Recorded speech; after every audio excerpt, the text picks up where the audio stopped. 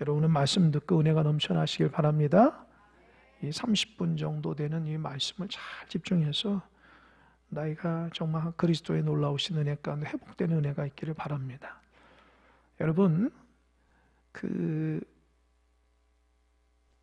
나만 경험하고 어떤 사람이 경험하지 못했을 때에 그 사람에게 설명한다는 건 참 힘들어요.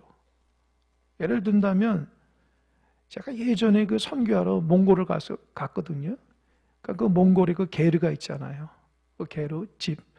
거기에서 잠을 자고 또 거기에서 생활을 며칠 동안 했는데 그 게르를 모르는 사람들에게 게르가 어떤 것이냐 얘기하는 게 참 힘들어요. 그죠? 경험해 봐야죠. 또 한 가지는 이거는 좀 괜찮지만 이번에 얘기하는 건 참 어렵습니다. 예를 들어서 아프리카에는 360일 다 덥잖아요. 그죠? 그래서 아프리카 사람들은 눈을 볼 수가 없죠. 눈. 하늘에서 내리는 눈. 근데 우리는 사계절이 있기 때문에 눈을 보잖아요. 그죠? 제가 여기 광주에 왔어요. 참 놀라운 건 눈이 많이 와요, 여기가. 어느 날은 허리까지 진짜 차가지고 이 공원에서 애들이 썰매 타는 거 보고 제가 놀랐습니다. 야, 참 눈이 많이 오네. 남부지방인데도. 근데 그 아프리카 사람에게 눈이라고 설명하면 어떻게 설명할까요? 설명할 길이 없잖아요. 한 번도 눈을 보지 못한 사람에게 눈을 설명하는 것은 힘들죠. 그러나 가능은 하죠. 비유를 드는 거예요. 예를 들어서 아프리카 사람들에게 있어서 하늘에서 떨어지는 거, 또 하얀 거, 또 그들이 경험했던 거에 차가운 거, 뭐 이런 것들을 조합해가지고 눈이라는 것은 참 아주 추운 날씨에 하늘에서 떨어지는 하얀 거야. 비슷하게 설명할 수 있겠죠. 이 정도도 괜찮습니다. 그런데 여러분 정말 힘든 게 뭔지 아세요? 예수님이 이 땅에 오셔서 우리에게 하나님 나라를 선포할 때에 이게 참 어려워요. 우리가 살고 있는 세상하고 전혀 다른 하나님 나라를 예수님께서 설명할 때에 설명할 길이 얼마나 힘들겠어요. 우리는 이미 복음을 듣고 예수님을 내 속에 주인으로 모시고 살아가기 때문에 주님의 말씀이 성경을 통해서 아멘으로 받지만 처음 이 성경을 대하는 사람들에게 주님께서 하나님 나라를 얘기할 때에 어떻게 설명하겠어요? 그래서 주님께서는 주로 비유로 얘기했어요. 비유로. 이 땅에 있는 비슷한 것을 가지고 설명하셨어요. 여러분 오늘은요 천국에 대한 비유입니다. 하나님 나라에 대해서. 하나님 나라, 천국이 도대체 어떤 곳이냐? 하나님이 거하시는 하나님 나라는 어떤 곳이냐? 여러분 하나님 나라는 하나님의 통치가 미치는 게 하나님 나라예요. 그러니까 예수님께서 이 성도들에게, 사람들에게 하나님 나라를 설명하는데 오늘 본문이 하나님 나라를 얘기합니다. 오늘 본문은 다 읽어보진 않았지만 1절에 보니까 뭐라고 하냐면 천국은 마치 품꾼을 얻기 위해서 이른 아침에 나간 포도원을 들여보내려고 이른 아침에 나간 집주인과 같다는 거예요. 그러니까 포도밭의 집주인같이 포도밭의 집주인처럼 사람들을 이렇게 일꾼들을 이렇게 부려가지고 그들에게 싹쓸 주는 집주인이 하나님 나라의 원리라는 거예요. 이게 무슨 말이냐? 그 당시에는 이렇게 밭에 있으면은 일하시는 분들이 많았다는 거죠. 주님께서 비유를 드는 거예요. 첫 번째로는 아침 6시, 여기 성경에 보면 이른 아침인데요. 그들 보통 아침 6시에 이렇게 일꾼을 불러가지고 한 데나리온 주겠다고 약속하고 들여보냅니다. 포도원 밭에. 그래서 열심히 일합니다. 그런데 3시간이 지났어요. 그래서 이 3절이면 제3시라고 하는데 이 유대인의 제3시는 우리 시간으로 하면은 9시요 우선. 그러니까 항상 6시를 더하면 돼요. 그러니까 3시면 플러스 6이니까 9시죠. 오전 9시에 일꾼이 모자랐는지 아니면 그 집주인이 마음이 넓은지 모르지만 어떻게 해요? 장터에 나가서 사람들 또 불러와요. 야, 여기 일하러 가자. 내가 한 데나리온 줄게. 그래서 오전 9시에 있는 사람도 그 포도원밭에 들여보냅니다. 또 지나니까 오전 12시, 낮 12시에 또 나가서 포도원 주인이 그 일꾼들을 불려서 또 들여보냅니다. 시간은 점점 흘러가서 오후 3시에도 포도원밭 주인이 나가서 일꾼들을 불러서 포도밭에 일하러 들여보내요. 심지어는 오후 5시, 오후 6시면 일이 끝나는데 오후 5시에 사람을 불러가지고 포도밭에 집어넣어요. 여러분, 이 포도밭 주인이 일감이 많은지 아니면 사람이 좀 마음이 넉넉한지 모르겠지만 아침 6시에 일하는 사람이 있고 오후 5시에 일하는 사람이 있어요. 그리고 오후 6시 딱 돼가지고 이제 싹스를 줍니다. 청지기를 통해서 이제 사람들에게 이랬으니 싹스를 주라 얘기합니다. 그때에 그 주인이 그럽니다. 가장 늦게 온 사람들부터 줘라. 근데 주는데 얼마나 주냐면 한 데나리온을 탁 줘요. 그러니까 아침 일찍부터 일한 사람 마음에는 저 1시간밖에 일하지 않은 사람이 한 데나리온이면 나는 적어도 한 7, 8데나리온 되겠다. 저 사람보다 내가 열심히 했으니까. 그런데 그 주인이 똑같이 한 데나리온 주는 거예요. 그러니까 아침 6시에서 열심히 일한 사람이 집주인을 원망하는 거예요. 왜 원망하죠? 왜 원망하죠? 그렇죠. 나는 열심히 일하고 저 사람은 1시간밖에 안 했는데 비교하는데 내가 열심히 일했고 땀도 이렇게 많이 흘리고 잘 참아내면서 열심히 했는데 왜 저 사람하고 나하고 똑같이 내하는 거냐? 일꾼들이 이 주입주인에게 막 원망을 하기 시작하는 거예요. 여러분, 세상적인 관점으로 이게 맞아요. 그잖아요. 세상에서는 많이 일한 사람에게 많이 주고 적게 일한 사람에게 적게 주잖아요. 그죠? 그런데 천국은 다르다는 거예요. 도대체 하나님 나라는 어떤 것이냐? 그 원망 불평을 막 쏟아내니까 집주인이 이렇게 얘기합니다. 13절 다 같이 한번 읽어보겠습니다. 13절 시작. 주인이 그 중에 한 사람에게 대답하여 이르되 친구여 내가 내게 잘못한 것이 없노라. 내가 나와 한 데나리온의 약속을 하지 아니하였느냐. 집주인이 그 중에 한 사람, 가장 원망불평 많은 사람에게 얘기합니다. 친구여 내가 너한테 잘못한 거 없다. 왜? 내가 너에게 한 데나리온 준다고 약속하지 않았냐. 근데 맞잖아요. 이른 아침에 6시에 일한 사람에게도 한 데나리온 주겠다고 하고 낮 12시, 오후 3시, 심지어 오후 5시에 일한 사람에게도 한 데나리온 주겠다고 약속했기 때문에 그 약속한 대로 주는 거예요. 그런데 왜 불평불만하냐는 거죠. 그러면서 주인이 또 이런 얘기합니다. 14절 보세요. 14절. 내 것이나 가지고 가라. 나중 온 사람에게 너와 같이 주는 것이 누구 뜻? 누구 뜻? 내 마음이다, 내 마음. 이해가 되십니까? 돈 주는 건 내 마음이지. 왜 주인이 많이 일했건 적게 일했건 내가 이 사람에게 이 사람이나 저 사람 똑같이 주는 건 내 마음이라는 거예요. 그런데 15절 보세요. 15절 다 같이 시작. 내 것을 가지고 내 뜻대로 할 것이 아니냐. 내가 선함으로 내가 악하게 뭐냐. 보세요. 주인이 좀 화가 났어요. 야, 내가 이 사람에게 한 대나 주고 내가 저 사람에 한 대 주는 게 내 마음이야. 근데 너는 내가 약속해서 한 대나 주는데도 더 달라고? 그러면 너가 더 많이 열심히 일했다고 더 많이 주는 건 내 마음이지.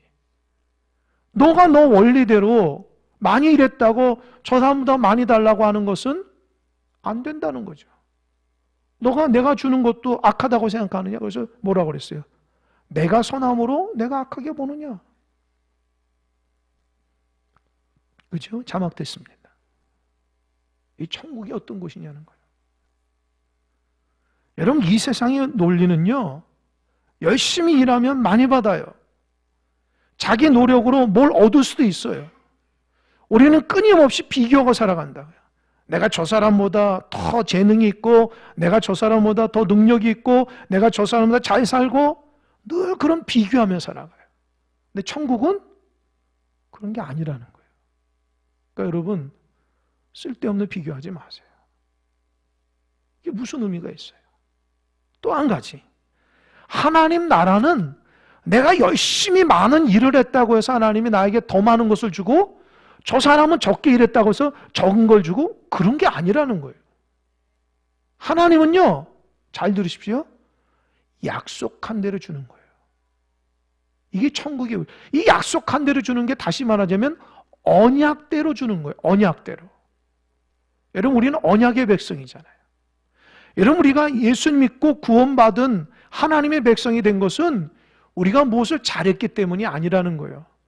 주님께서 약속하신 것들을 잘 마음속에 새겨서 그걸 믿었기 때문에 구원 백성이 되는 거예요. 할렐루야. 여기서 중요한 원리가 있어요. 그러니까 신앙생활은 내 노력으로 되는 게 아니에요. 약속을 믿고 그 믿음 안에서 되는 거죠. 왜 우리가 신앙생활하면서 넘어지고 쓰러지고 속상하고 힘들 때가 왜 많을까요? 자꾸 비교하는 거예요. 내가 그래도 저 사람보다 신앙생활 잘하고 열심히 하고 직분이고 교회 봉사도 많이 했는데 하나님이 나한테 축복 안 주시나? 그래서 은연중으로 자기가 뭐가 좀 이렇게 대단한 것처럼 느껴질 때가 있어요. 그거 왜 그럴까요? 하나님 나라를 나의 노력과 공로사상으로 자꾸 보기 때문에 그래요. 하나님은 그런 거 싫어합니다. 하나님은 내가 너한테 잘했기 때문에 주는 게 아니야. 나는 너를 사랑했기 때문에 너를 구원하는 거야. 할렐루야. 할렐루야. 그 주님의 그 복음의 은혜를 잊어버리면 신앙생활 못해요. 우리가 신앙생활하면서 자꾸 힘든 게 뭐예요? 내가 그 은혜를 잊어버리는 거예요. 나는 이른 아침에 6시에 나간 일한 사람처럼 내가 정말 열심히 노력했기 때문에 이렇게 이 정도 신앙생활 한다고 자꾸 자부심을 느끼는 거예요. 이게 하나님 앞에서는 온당치 못해요. 하나님이 원하시는 것은요, 너가 부족하고 연약하지만 내가 너를 오후 5시에 불러서 1시간이라고 다른 사람하고 똑같이 대했다는 그 은혜와 감격을 가지고 있어야지 신앙생활 즐겁게 할 수 있습니다. 여러분 마음속에 어떠세요? 신앙생활하면서 나도 모르게 원망이 막 일어납니다. 막 나도 모르는 사이에. 나도 모르는 사이에 불평이 막 일어나요. 왜 그럴까요? 내가 한 것이 제대로 안 된다는 거예요. 하나님이 나한테 이렇게 대하냐는 거죠. 그래서 신앙생활하면서 이 신앙의 본질이 자꾸 흔들리게 되면은 어느 정도 하나님 중심이 아니라 내 중심으로 자꾸 신앙생활하고 싶은 마음이 있어서 그런 거죠. 반대로 나는 이렇게 평생 죄를 짓고 살았는데 우리 옆에 살고 있는 집사님이나 권사님의 인도로 교회 이렇게 탁 나와서 아이고 신앙생활하니까 내가 죄인인 걸 알고 내가 이게 죽기 전에 예수님 믿는 게 너무너무 감사해서 그 감사하는 마음으로 예배하고 기도하며 교회 올 때마다 너무 좋은 거예요. 그런 은혜가 있기 때문에 좋고 즐거운 거예요. 할렐루야. 그 사람에게 하나님의 은혜가 주어지는 거예요. 같은 것을 받아도 어렸을 때 열심히 신앙생활 지금껏 열심히 한 사람에게는 하나님 볼 때 자꾸 세상적인 관점 불평불만을 하는데 어떤 사람은 나같이 부족하고 연약한데 나를 부르셔서 예수 믿게 한다는 그 감격으로 살아가니까 신앙생활이 교회 생활이 너무너무 행복한 거예요. 여러분 어떠십니까? 여러분 좀 이렇게 타이틀을 벗어내야 돼요. 내가 목사이기 때문에 장로이기 때문에 권사이기 때문에 내가 교회 일꾼이기 때문에 내가 무엇이기 때문에 그런 것들을 앞세우면 하나님의 은혜가 제대로 안 돼요. 내가 하루 살아가면서 나처럼 부족하고 연약한 데에 이렇게 예수 믿게 했구나. 나는 열심히 일하지 않는데 이렇게 구원받는, 덤으로 구원받는구나. 오늘도 예배하면서 그런 은혜로 예배하며 나가야 돼요.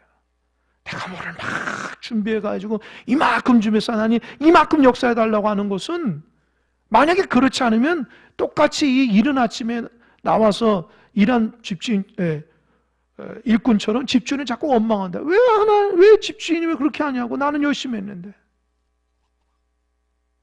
그러니까 어때요?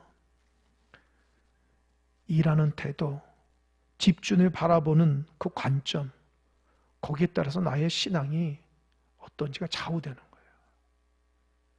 감사는요, 인위적으로 만드는 게 아니에요. 내가 부족하고 연약하다는 것을 느껴야 돼요. 나처럼 죄인이 하나님의 은혜로 구원받았으니까 기뻐하는 거예요. 그런데 자기가 신령하다 생각하고 능력 있다 생각하면 기쁠 수가 없는 거예요. 왜요? 자기 공로로 자꾸 하니까. 이는요, 이 누가복음 15장에 보면은 탕자의 비유에 나오는 맏아들 같은 똑같은 사람이에요. 알잖아요? 어떤 집에 두 아들이 있는데 첫째 아들은 굉장히 성실하고 열심히 살아가요. 부모 마음을 잘 안다고요. 근데 둘째 아들은 망나니예요. 자기 멋대로예요. 이 둘째 아들이 아버지한테, 아버지 나한테 유산을 빨리 주십시오. 그 말은 뭐냐면 아버지 빨리 죽으라는 소리예요. 아버지 죽어야지 내 유산이 있으니까.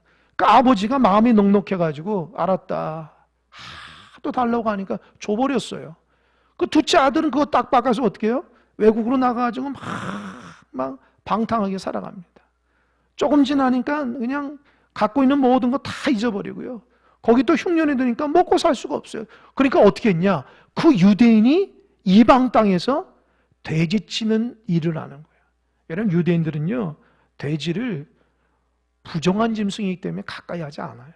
그런데도 너무 비참해진 거예요. 먹고 살 수가 없으니까 돼지 치는 곳에 일하는데 돼지가 먹는 주염 열매도 제대로 먹지 못한 아주 비참한 삶을 살죠. 근데 그 아들이, 둘째 아들이 깨닫는 거예요. 야, 나 생각해 보니까 눈물이 나요. 우리 아버님 집에는 일꾼들이 많은데 내가 왜 이렇게 사나? 내가 아버님한테 잘못해서 이렇게 벌 받는구나. 내가 다시 아버지께 돌아가는데 이제는 아들이 아니고 나를 품꾼으로만 해결해달라고 얘기해야 되겠다. 자기가 잘못한 걸 깨달아요. 그래서 다 포기하고 아버지 때 탁 가는데 놀랍게도 아버지가 기다리고 있었던 거예요. 그 둘째 아들이 집에 나갈 때부터 항상 밖에 나가서 아들이 기다리고 있는데 그 아들이 자기 앞에 있으니까 아버지가 달려와서 안습니다.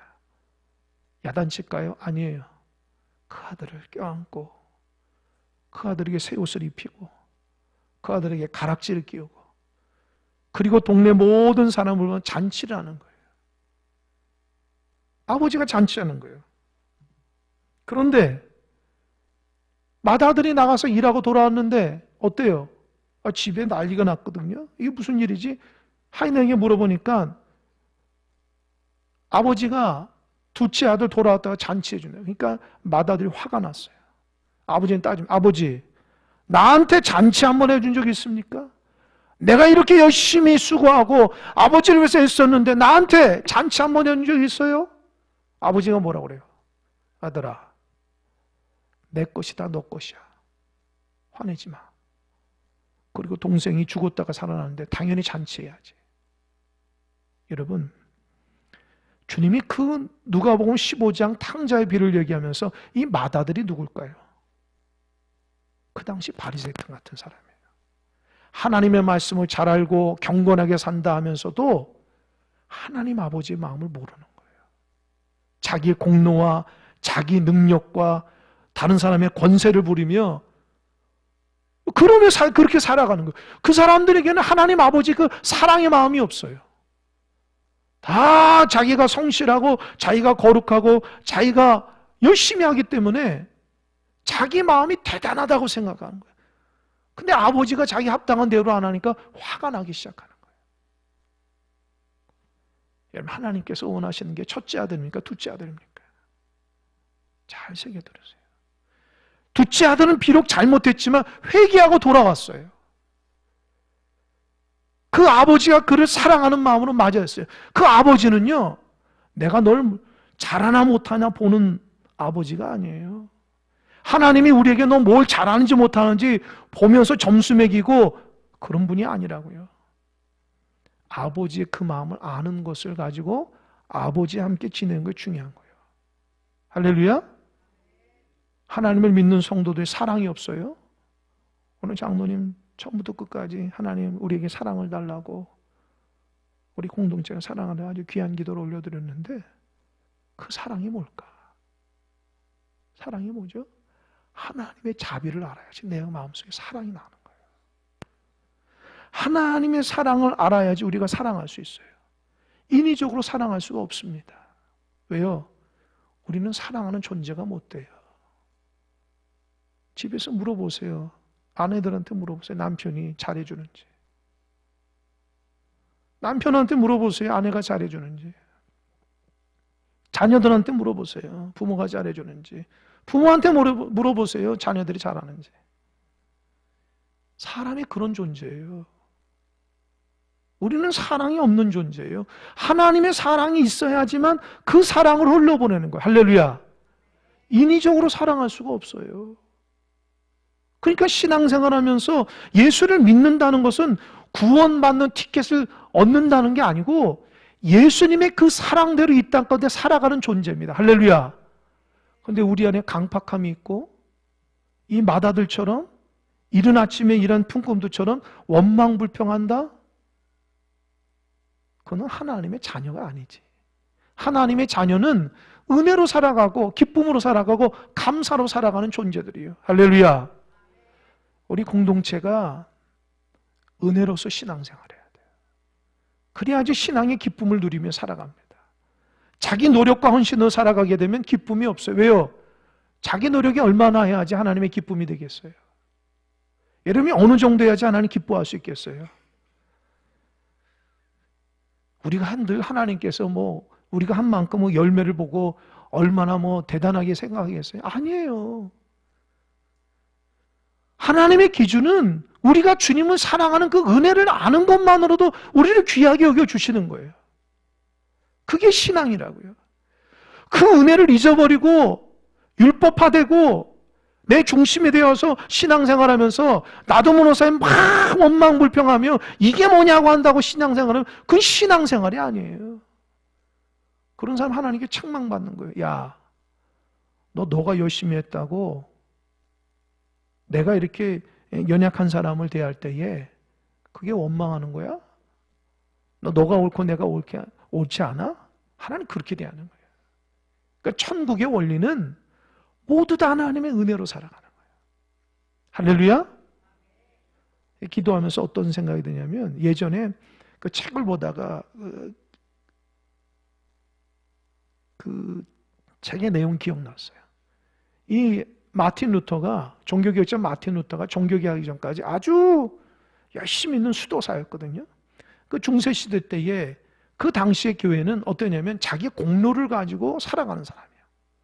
자기 공로로 구원을 이룰 수 있다 생각하는 거예요. 그래서 그 로마에 가면은 빌라도의 계단이라고 했대. 28개. 예수님이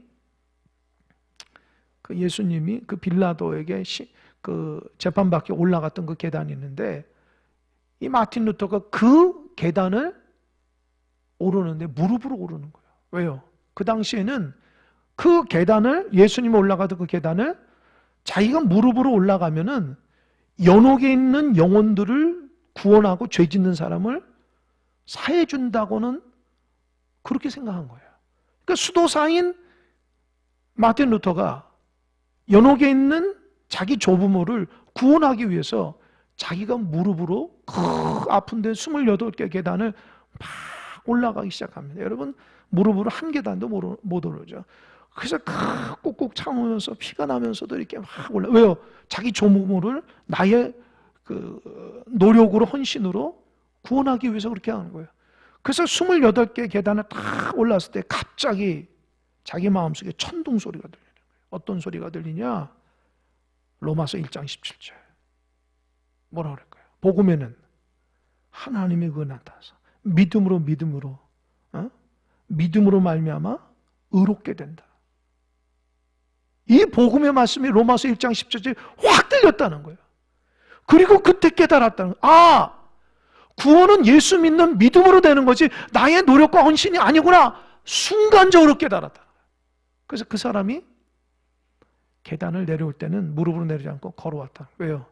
헛수고를 하는 거예요. 나의 노력으로 되지 않는다는 거예요. 구원은 예수 믿는 그 믿음으로 되는 거예요. 할렐루야. 나의 노력이나 나의 헌신이 되는 게 아니라는 거예요. 예수 믿는 그 믿음으로 되는 거라. 그래서 마틴 루터가 종교개혁을 일으켰다는 거 아닙니까? 뭘 깨달아요? 구원은 나의 노력이 아니라 오직 예수 그리스도의 언약의 말씀을 붙잡고 살아가는 믿음으로 되는 것이라는 깨닫는 거예요. 그런데 우리도 그걸 알면서도 우리 신앙적인 삶 가운데서도 왜 그 은혜와 기쁨을 잃어버렸습니까? 왜 원망과 불평과 짜증과 하나님 앞에 온전치 못한 사랑 없음으로 살아가는 신앙이 됐습니까? 하나님의 그 고귀한 믿음의 그 진리를 왜 다 잊어버리고 감사하는 마음을 잃어버리고 내가 신앙생활하는 것처럼 무슨 타이틀을 얻는 것처럼 왜 그런 식의 신앙생활을 우리가 잘못되게 신앙생활 그러다 보니까 예배도 그렇고 기도도 그렇고 섬기도 다 내 노력을 생각해요. 그러니까 힘들면 예배 안 나오는 거예요. 봉사 안 하는 거예요.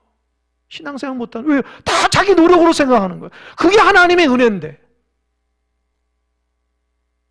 부족하고 나를 5시에 불러들인 일꾼으로 삼아주셨는데 1시간이라도 똑같이 한 데나리온 준다고는 그 은혜로서 예배하고 기도하고 섬기며 믿음 생활해야 되는데 그걸 잃어버린 거예요. 그러니 감사가 어디 있어요? 여러분 신앙의 모습에 감사를 회복하는 은혜가 있길 바랍니다. 할렐루야? 감사해야 돼요. 감사를 잃어버리면 다 끝나는 거예요. 그래서 16절 보세요. 16절 오늘 주제인데 함께 읽겠습니다. 시작. 이와 같이 나중된 자로서 먼저 되고 먼저 된 자로서 뭐라고 그랬어요? 나중된 자. 나중된 자가 뭐예요? 5시 온 사람이에요. 팽팽 놀다가 5시에 와가지고 1시간 일했지만 먼저 된 자가 왜요? 주인의 그 은혜를 아는 거예요. 감사하는 마음이 있는 거예요. 신앙생활하면서 은혜를 알고 감사하는 마음이 하나님께서 첫 번째로 여겨주는 거예요. 할렐루야. 불평불만한 사람은 밑에 먼저 된 사람이에요. 내가 열심히 수고했는데 누가 알아주지도 않고 주인이 알아주지도 않아요. 그래서 어떻게 했어요? 원망불평하고 왜 내가 저 사람보다 열심히 했는데 왜 나한테 이렇게 대우하냐? 자꾸 먼저 됐다고 하나님의 은혜와 하나님의 그 사랑과 자비를 잃어버리고 자꾸 원망불평하면 하나님 무슨 너 나중이야. 너 나중이야. 주님 앞에 책망을 받는 거예요. 여러분 하나님 앞에 감사를 회복하는 은혜가 있길 바랍니다. 우리가 왜 감사 행진을 한지 아십니까? 제가 여러분의 숙제 내주면서 손가락 앞으로 하고 그렇게 한 거예요. 우리가 은혜를 잊어버렸잖아요. 하나님의 그 감사를 잊어버리고 자꾸 불평불만하며 신앙생활 하잖아요. 여러분이 말하는 거 들어보세요. 하루 정도 살아가면서 감사가 기쁨이 있고 있습니까? 나도 모르는 사이에 짜증과 불평과 믿는 사람으로서 입에 담지 말아야 될 말들이 얼마나 많습니까? 이게 왜 그럴까요? 자꾸 내 노력으로 신앙생활 하려고 그런 거예요. 하나님의 그 다음 없는 그 은혜와 사랑을 마음속에 다가면서 주의 성전에서 기쁨과 감사로 신앙생활을 하는데 그걸 잃어버린 거예요. 여러분 교회는 하나님 다스리십니다. 할렐루야.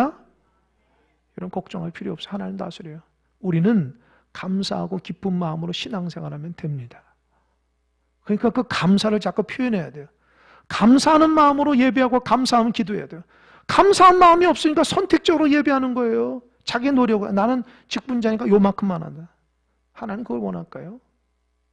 그러니까 여러분 예배 생활 못 하시는 분들 잘 들으십시오. 여러분의 노력으로 하는 게 아니라 감사가 없어서 예배 못 드리는 거예요. 그 신앙의 은혜를 잊어버렸기 때문에 하나님 앞에 예배를 못 드리는 거예요. 여러분의 노력이 부족한 게 아니에요. 그걸 깨닫고 내가 본질을 잃어버렸구나. 내가 자꾸 이른 아침에 나간 일꾼처럼 원망불편하구나. 내가 왜 감사를 잃어버렸지? 마지막 예수님 십자가 달려 돌아갈 때에 한편 강도가 뭐라고 그랬어요? 당신의 나라가 임하면 나를 좀 기억해달라고 얘기하죠. 그래도 구원받았어요. 그가 예수님을 마음속에 믿었기 때문에 그 은혜로 구원받았어요. 할렐루야. 주님이 그래, 오늘 낙원에 임하리라. 평생 강도짓하고 나쁜 짓 했지만 마지막 순간에 마지막 5시에 딱 포도원밭에 들어간 것처럼 하나님의 은혜로 들어갔습니다. 그런 사람처럼 신앙생활 하세요. 뭐 몇 대가 교회를 다니고 뭐 내가 모르라고 그런 거 다 지워버리세요. 예수님 옆에 있는 강도처럼 평생 잘못된 짓을 하지만 주님을 믿고 그 은혜로 구원받은 사람처럼 감격하며 살아. 그게 사도 바울의 고백이에요. 나는 날마다 죽노라. 나는 예수 믿는 사람을 돌에 쳐 죽이고 수많은 사람을 옥에 가뒀기 때문에 빚지는 마음으로 이렇게 사역한다는 거 아닙니까? 빚진 자의 마음으로 사역하니까 원망불평이 어디 있어요? 늘 감사하죠. 자기가 고난을 받더라도 예수님 나위에서 십자가 달려고 자기가 과거 행한 행들을 보면은 죽어 마땅하지만 하나님이 자기를 일꾼 삼아 주신 걸 너무 감사하다는 거예요. 이게 하나님의 원리라는 거예요. 나중된 자가 먼저 되고 먼저 된 자가 나중된다는 거예요. 아는 사람이에요. 우리 모두 다 감사하고 은혜를 되찾는 믿음의 신앙인이 되시길 바랍니다. 그거 잊어버리면 다 끝나요. 행여 여러분 가운데 나는 교회에 대단한 있고 그런 생각하지 마세요. 나는 나처럼 부족하고 연약한 사람은 없어. 나 하나님의 은혜로 신앙생활하는 거예요. 그런 마음으로 살아가는 사람이 가장 큰 은혜를 받습니다. 하나님의 은혜가 여러분 마음속에 가득하기를 주님의 이름으로 축원합니다. 축원합니다. 축원합니다. 기도하겠습니다. 하나님, 우리는 부족하고 연약합니다.